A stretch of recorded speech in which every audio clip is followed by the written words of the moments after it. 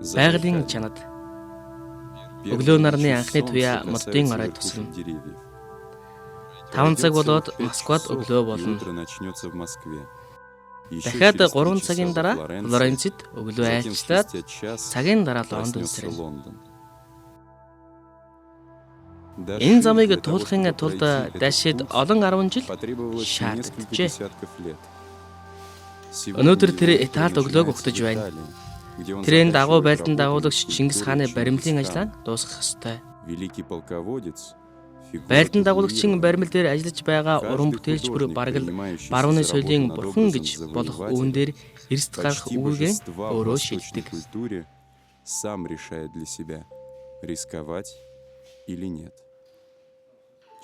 Хоёр хоногийн дараа уран баримл бэлэн болсон байх ёстой. Лондонд Хайд паркт танилцуулагдах болно. Энэ бол өөр бустай адилгүй Чингис хаан байх болно. Дааш энд нөр их хөдөлмөр гаргасан. Төдий чинээний тэмцэл, төдий философи, буддын шашны лам адил гэмээр нэгэн телевизд өгсөн ярилцлаганд Дааш ийхүү хэлсэн байдаг. Энэ бол бид хүрэхээс айдаг сэдв гэж хэлж болно. Яагаад гэвэл энд ямар нэгэн зүйл буруу бол юу ч гэмээр юм бэ шийтгэгдэн гэж үзэж болно.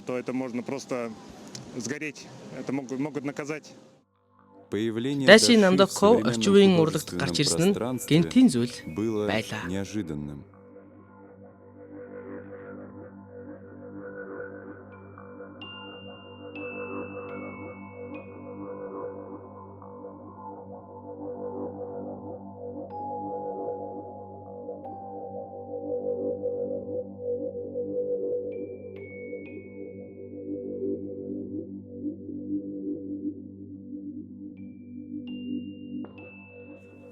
Тэр Европын соёлд гал авалцуулсан.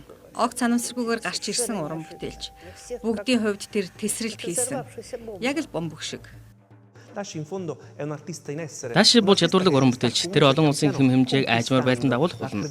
Орчин үеийн дэлхийн ертөнцийн дэх Даашийн уран баримт бол дэлхийн орчин үеийн урлагийн нөхцөл байдлыг сонсдог. Дэрэгдэн байдаг байдлыг ойлгодог баримтчийн бүтээл үршим. Тэр өнгөрсөн үеийг хүндэлж уламжлалыг эрхэмдэг уран бүтээлч. Энэ бол гайхалтай реализм. Дэлхийн орчин үеийн урлагийн нөхцөл байдлыг ойлгож байна. Бүр илүү жинхэнэ реалист. Тэр байгаль их бидэнд юу өгч байгааг мэдэрдэг. Энэ бол цоошин гайхалтай урлаг. Тэр хүнд юр бусын сэтгэл төрүүлэх хүчээр бүтээлээ уруулдаг.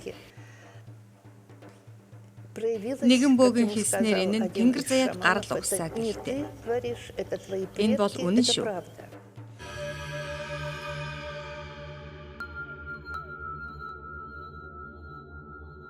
Тийм учраас энийг бол урлагт оруулж ирж байгаа оюун санааны том одоо шинжилэл Намдоковын үйл ажиллагааг тэгж л үзэх гээд байгаа. Тэр дундаа миний нэг баярлаад байгаа юм бол монголчуудын тэр нүүдэлчдийн соёл гэдэг юм өнөөдөр бол ерөөсө хоёрхан соёлтой шүү дээ. Суурьшмал нүүдэлгээл нүүдэлчдийн соёл гэдэг юм бол зөвхөн тэр суурьшмал соёлын хажууд зэрэгцүүлэл тат гэж тавьчих байгаа байхгүй.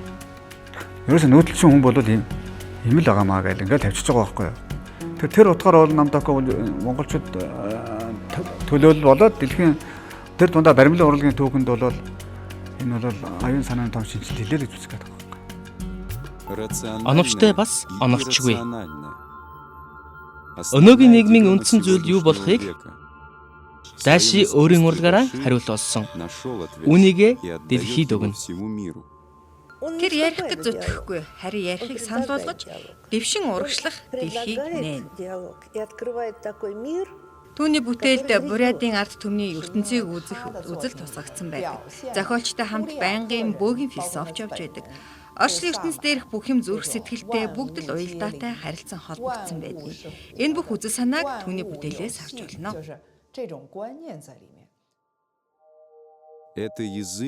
Энэ бол хүн төрлөختний түүхэнд алдар нэр үүсч бий болохоос өмнөх хэл. Энэ дүр зураг ойлгоход хялбар. Энэ бол хүн амьтны ертөнцийн байгалийн нэгэн хэсэг байх үеийн түүхийн анхны соёлын цурай. Өөрөө тийм дорн байдаг байхгүй юу. Тэгээ дорн дотроо өөрөө нэг тийм бичил орчил үүсгэж гисэн.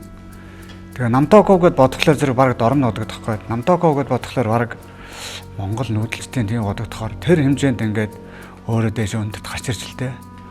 Монголд бол хоёр том хүн байдаг гэж үзэх гээд байгаа да. Хоёуланг нь би баримлч юм уу гэж ингэж ойлгоод байгаа. Нэг нь болохоор одоо их цаан озрогоо байна. Одоо бол энэ Намтоковыг одоо тэр дайны том одоо орон зай үүсгэх хойштчин тийм орон зай үүсгэх хүн болов гэж ингэж олж харж байгаа юм да. Түүний ажил уран бүтээл үнэхээр нууцлаг гэж боддог. Гэвч энэ нууцыг бид өнгөрсөн рүү хандаж байж л мэднэ. Зохиолчийн ажлаа илэрхийлэхийг хүссэн санаа, үзэл бодлыг ингэж л мэдрэх юм.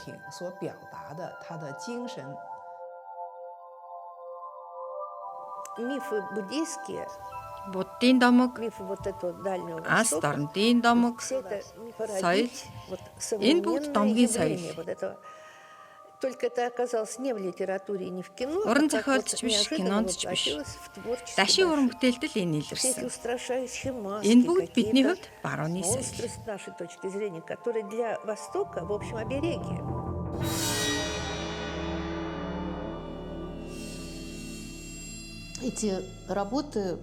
Үзэсгэлэнгийн зааланд байсан уран бүтээлүүд үнэхээр анхаарал татаж бүгд өөрийн гэсэн онцлогтой байсан. Цэрэг генерал нэртэй хоёр бүтээл өөртөө нэг тийм нууцлаг байдлыг шингээсэн. Энэ бол үнэн хэрэгтээ их чухал. Дашийн уран бүтээл ямар нэгэн сүнслэг байдал шингэсэн байдгийг хүмүүс эерэг бас сүргээр хардаг гэж болохоор түүний уран бүтээл бүр өөрийн гэсэн энергитэй, онцгой, ямар нэгэн элбийн бөөгийн шинжиж байдаг. Миний уран бүтээл харахад нэг домгийн мэд байдаг баг. Зарим хүн үүнийг ойлгодоггүй. Бас тэр бүр ховор объектыг харуулдаг болохоор хүмүүст мэдээж аймаар санагдана. Яагаад гэвэл тэр бүр мэдэхгүй. Шингис хаан баримлыг би бодохдоо бол тэр бол урлаг гэж үзэж байгаа. Тэгээ урлагтай бол орон зайн тэр том бараг бид өнөөдөр ярихааргүй тийм орон зайн дараа хэдэн хугацааны дараа ч юм уу тэр асуудлыг шийдэж магадгүй тийм одоо шинжилэл орж ирсэн гэж. Ялангуяа тэр хөшөө дурсгалын урлагт бол тийм шинжилэл орж ирлээ гэж харах гэдэг юм л да. Яагад бол тэнд бол Чингис хаан, Дайчин, Аянчин, Баатар хүн гэхээсээ илүү бараг Тэнгэрийн зараалаар одоо их хувь заяагаар тэр одоо бидэн дээр одоо бараг заларч одоо бараг тэр их тоо бясалгал оюуналгийн тэр чанарыг авчирч байгаа юм болов гэмээр. Тэгээ маш одоо тийм баттаагаар тэгж орж ирж байгаа. Тийм л дүрслэл харагдаж байгаа болохоос биш тэнд тийм гажил төв бол байхгүй байх. За уран сайхны бол тэр донжил хэтрүүлэг хэлбэр дүрслэл юунууд бол байна. Тэр уран сайхан байхгүй бол тэр биш. Тэр уран сайхныг бол манай өөрөө маш мундаг мэдэрч хийж байгаа учраас зарим нэг одоо усуудад бол жишээлбэл жоохон би бол одоо чинь гадны хэл мэдэхгүй хүн гадны хэлээр ингээ ярихад бол нэг хүн сонсогдсон шүү дээ. Тэрэн шиг анзаардаг гэж магадгүй. Тэрнээс тэр бол уг нь бол зөвхөн манай Монголын хийц. Монгол хүний монголчуудын хийх ёстой хийц гэж бодох юм бол тэр үед Чингис хааныг бүтээж байгаа урланд ажил зогсжээ. Нөхцөл байдал хүнд байв. Баримлын Каракас хийсэн Италийн мастер 50 бус байлаа. Тэр олон жилийн хугацаанд анх удаага тайлбарлахад хүнд асуудалтай тулгарчээ.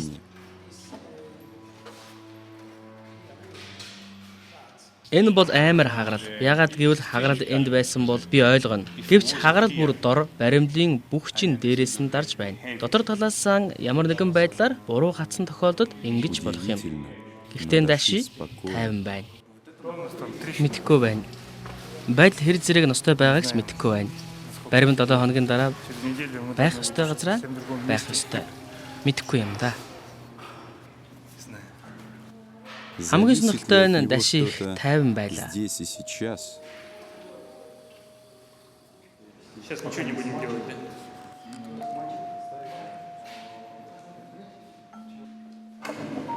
Одоо энд түүний ямар нэгэн зүйл хийхээс шалтгааллах болов уу? Энэ л ажлын хариуцлага үүрхийн өмнө Даши Бурадад бөөгөөс зөвшөөрөл авчээ. Магадгүй Чингис хаан өөрөө ч аян дайн эхлэхийн өмнө инх байсан байж болох юм. Дараагийн алхмыг бодож тунгаахын өмнө уран баримт Лондон хүртэл их зам туулсан гэдгийг мартаж болохгүй. Чингис хаан амьдралдаа тэнд байгаагүй. Дэлхийг эзлэгч энд Италид хүртэл анх удаага ирж байна. Даши түүний өнөө цагийн чиглүүлэгч болжээ. Тэд нэгнээ ойлгож байгаа болов уу? Европчуудын дунд би Аз хүн гэдгээ мэдэрдэг. Харин зарим Азуудын дунд тухайлбал Хонконг, Тайландд надтай Европ хүн шиг харьцдаг. Тэр байдал тухтай бус байдаг ч энэ нь уран бүтээл төрөхөд тус болдог. Даши Орсын холбооны улсын нэгэн мужи Бурятын уугуул. Иймээс тэр Орос бас Азийн соёлын нөлөөг нэгэн зэрэг эзэмшсэн хүн. Энэ дагуу түүний зохиол бүтээлд бид хоёр өөр соёлын урсгалыг харж байдаг. Даши бол өөрийнхөө цаг үеийн уран бүтээлч. Тэр соёл бүтээл тойруулан хувийн туршлагатай. Азар хүн амьдралдаа бодсон бүхнээ бүсэх боломжтой байдаг нь сайхан. Даяарсын тухай ярил олон улсын урлагийг авч үзэх болно. Хил хязгааргүй, арьс өнгөөр ялгарлаагүй, анги давхаргын хамаарал үгүй урлаг. Урлаг дахин анхаарлын төв болох ёстой. Бүх хүнийг энэ хэлээр ярьж сургах ёстой.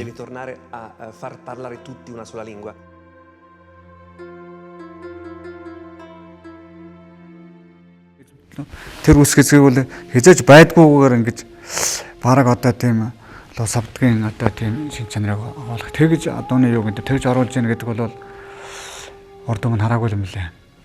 Тэр энэ бол магадгүй зөвхөн энэ онгоц чадвартай улсуудын хийдэг ажил байж магадгүй. Баримлчин гэдгээс энэ бараг цаашаа араа цайлцсан байх. Тийм л хэмжээний хүн байх. Энэ бол өмнөд Сибирийн соёл. Монгол, Хятад, Япончуудтай холбоотой сонирхолтой соёл. Даши уран бүтээлээр мянган жилийн түүх одоо бодит байдалд харагдаж байна гэж боддог. Бодиттой одоо болж байгаа реализмын сэдэв. Мөнхийн сэдвийн талаар ярих юм бол уран бүтээлчдэд мэдээж амаргүй зүйл байдаг байх.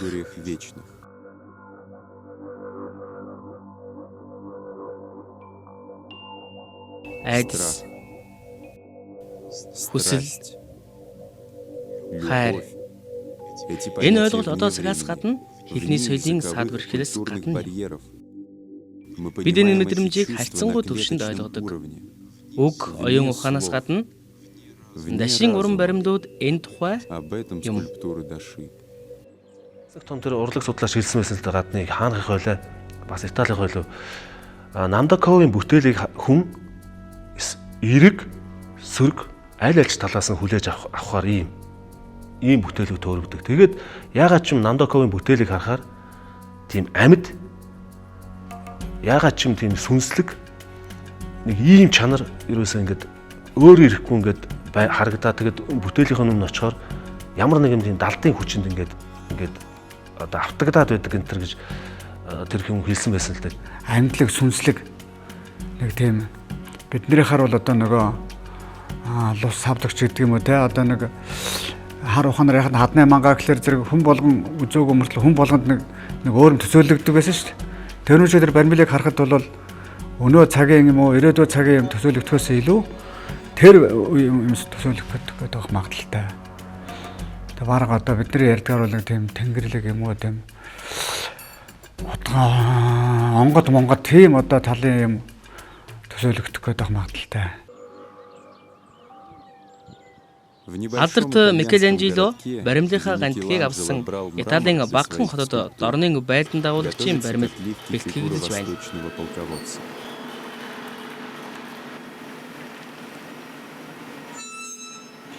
Италийн мастерууд Дашийн бүтээлийг олон жилийн өмнөөс мэднэ.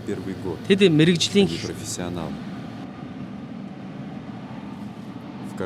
уран бүтээл аль нэг үед болж байгаа санаа нөхцөл байдлыг тэд мэдэрдэг.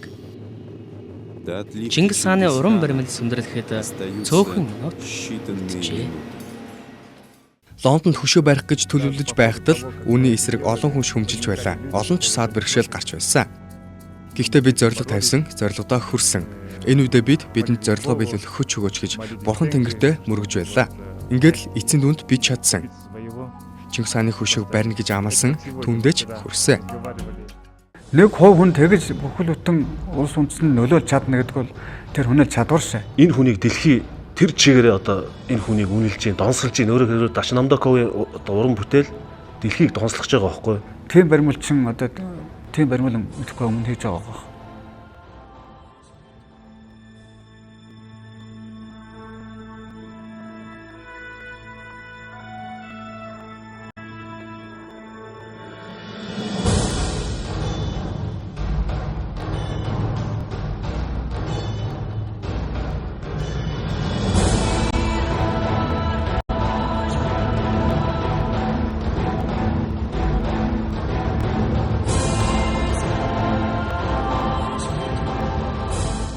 Би өнөөдөр Чингис хааны хөшөөний нээлтийн үйл ажиллагааг эхлүүлж байгаадаа тун таатай байна.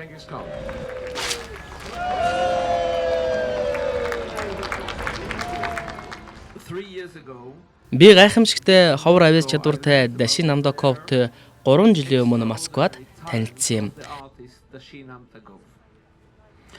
юм. Түүнтэй урланд нь уулзаж, түүний урлагийн бүтээлтэй танилцсан минь надад эртний соёл урлаг, өв уламжлалтай танилцаж, иж хэдийн цоошин ертөнцийг нээж өгсөн юм.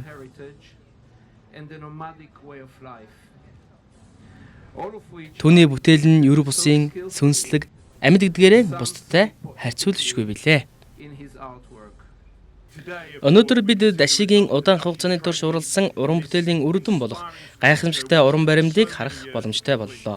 Энэхүү уран баримл нь Дашигийн Лондонгийн Любон гудамжинд тавигдах нүүдэлчдийн соёл өв уламжлалыг харуулах түүний уран бүтээлийн үзэсгэлэнгийн нэгэн хэсэг юм.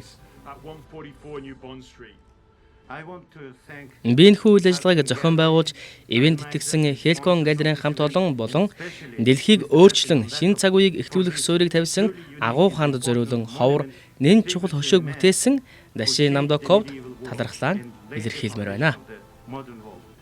2 жилийн өмнө би энэ хотод нэг ч хүн таньдаггүй байхдаа Чингис хааны хөшөө Лондон хотын төвд байрлан чинээ огт төсөөлөөгүй. In this time, Chinggis Khan will be standing here in the center of London. Би энэ хөшөөг бүтээхэд оролцсон бүх хүмүүст баярлснаа илэрхийлмээр байна. The only thing I want to say is a big thank you to everyone who helped and participated in this. Монгол киноны найруулагч Бодорой ихнэр ярьжсэн байхгүй. Яагаад ч юм би очиод шууд шоконд орсон бас. Гинт одоо би ингээд нэг л тийм ховстуулсан юм шиг болсон. Ингээд одоо тэнгэрээс ингээд ямар нэгэн сүнслэг чанар Чингис хаан өөрөө бүр ингээ амилаад одоо морьтойгоо буугаад ирсэн юм шиг тийм одоо надад тийм сонин сэтгэл төрсөн гэд надад ярьжсэн л дээ.